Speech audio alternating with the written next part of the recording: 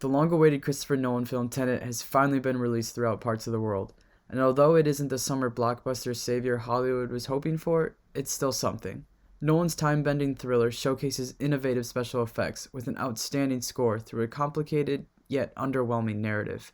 Like Dr. Laura something says in the film, Don't try to understand it.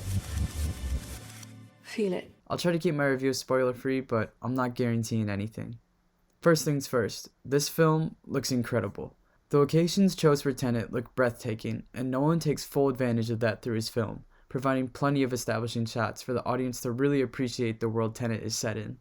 The opening scenes are fast-paced and filled with action, accompanied by a fantastic score, which also kind of drowns out the dialogue throughout the entire movie. Unfortunately, after the opening scene, the movie kind of takes a turn for the worse. John David Washington, or as he's called in the film, the protagonist, is recruited into what's basically the time travel police from Rick and Morty. You might have seen in the trailers that he's offered a word. All I have for you is a word. Tenet. Use it carefully. Which may open doors, some good and some bad. Well, it's not a word, and instead a gesture. And that gesture is used maybe twice throughout the entire film, and those doors he opens are almost exclusively bad. The time travel mechanic in this film is a bit like Looper, where the past affects the future, and then the future rewards the past. If you've seen Looper, you get what I'm saying. Unlike Looper, however, there's two timelines that just go in opposite directions, one normal and one inverted. It's kind of like the word Tenet, which is a palindrome that can be viewed forwards and reversed.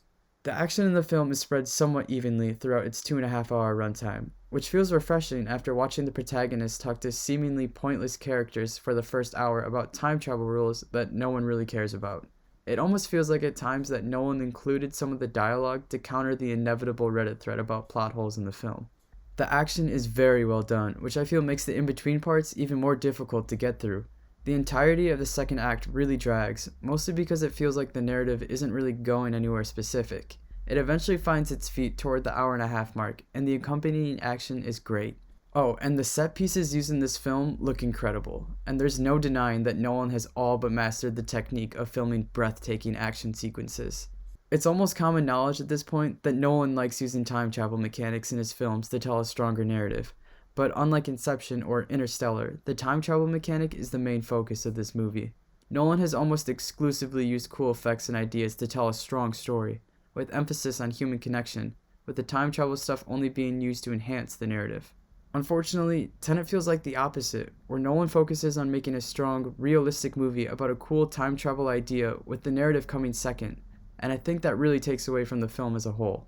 I have plenty of questions about the plot that could probably be answered with a rewatch, but as I said before, this movie really drags in parts, and I don't want to have to watch a movie twice to enjoy it.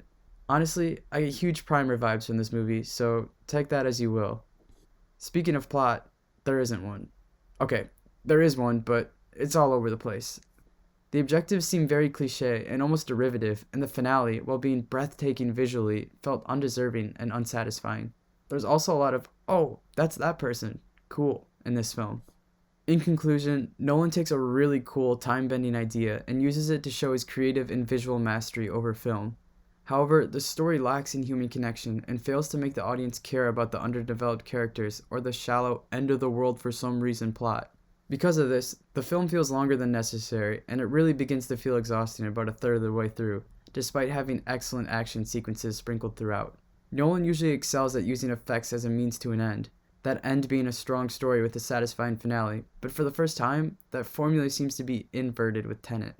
Honestly, I'd rather pretend to believe in some weird crazy world where the characters are interesting than some super complicated, maybe realistic plot that fails to keep me invested in the story.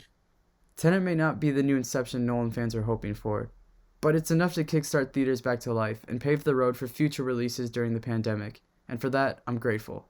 It feels weird to give a Nolan film such a low rating, but I give it 3 out of 5 stars on Letterboxd. Not the Hollywood blockbuster that we deserved, but the comfort of a Nolan film that we needed. If you guys enjoyed my review, please feel free to leave a like and subscribe. Until next time, I'll see you guys.